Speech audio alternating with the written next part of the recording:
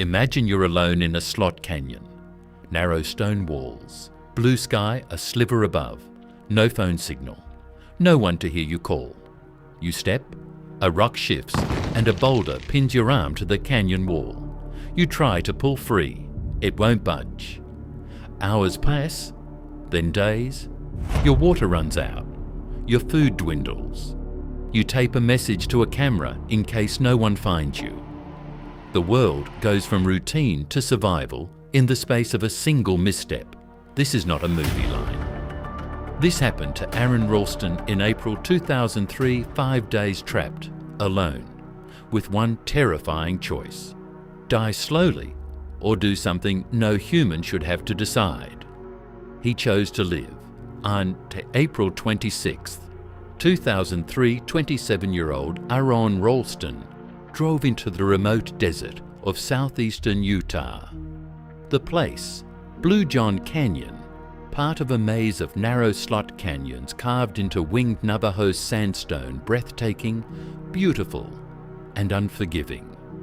Aron was not a reckless rookie. He was an experienced outdoorsman, a climber and canyoneer who loved the remote places most people never see.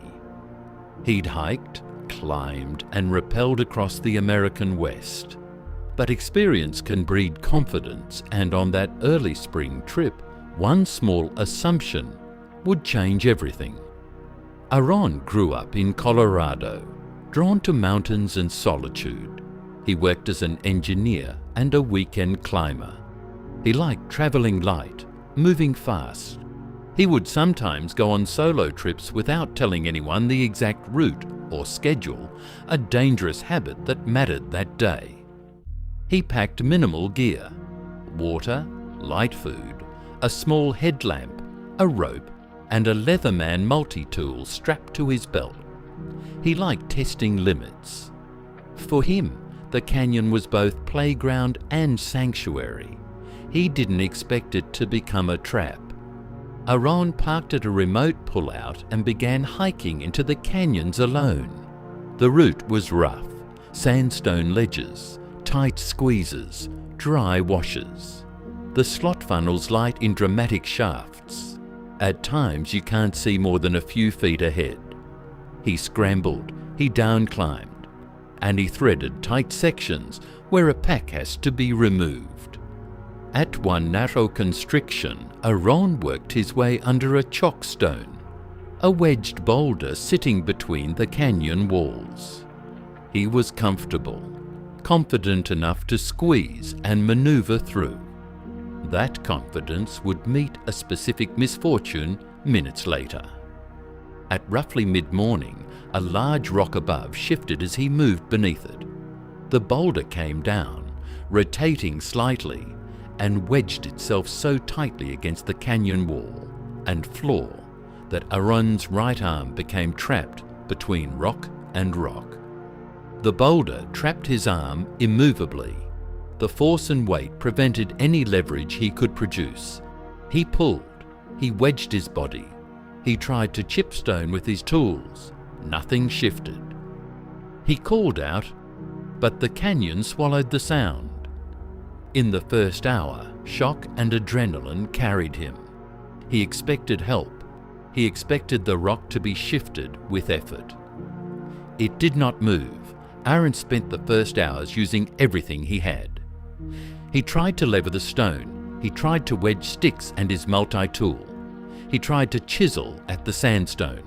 He burned through energy. He took stock: water in a small bottle, a few snacks, the GPS watch, the headlamp. He recorded video messages, at first casual, to tell family where he'd gone in case someone found his camera. He tucked messages under rocks and made short notes for rescuers. He felt confident that someone would come. He told himself to remain calm and economize water and energy. Night fell cold, the temperature dropped. He wrapped in layers and waited for sunrise. By the second day, calm planning gave way to anxiety. The small water bottle grew dangerously low. Aron rationed every sip. He ate small bites, keeping as little movement as possible. The body reacts fast: heat of day, cold at night, fatigue, sunburn and dehydration. He tried to use his water to create shade and to wet clothing.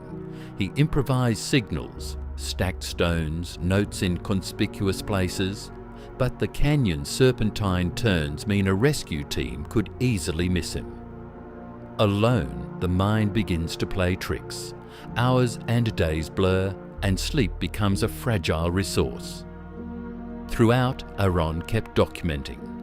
He filmed messages to his family and friends, apologies, memories, confessions, small stories. He left notes in case people found them. These recordings later became critical.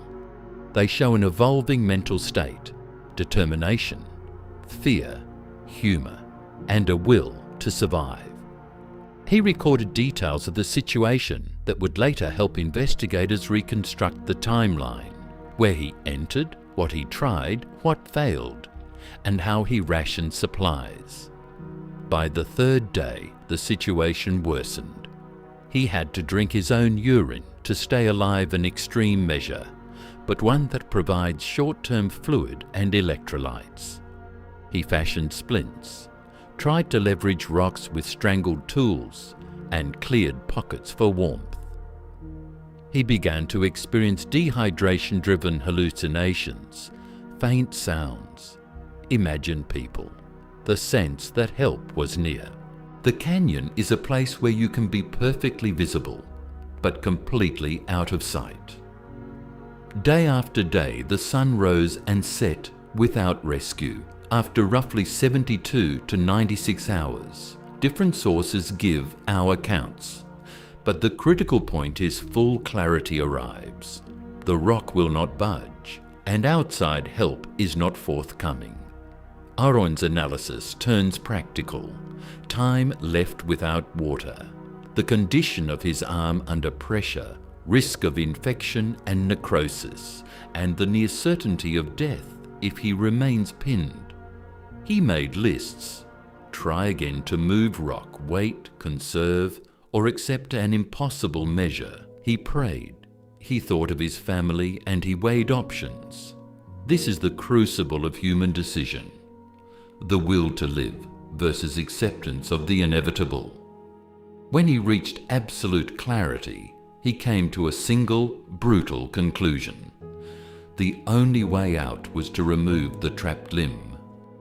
He recognized the consequences: massive blood loss, infection, permanent disability, and the odds of survival without rapid, sterile medical attention were low.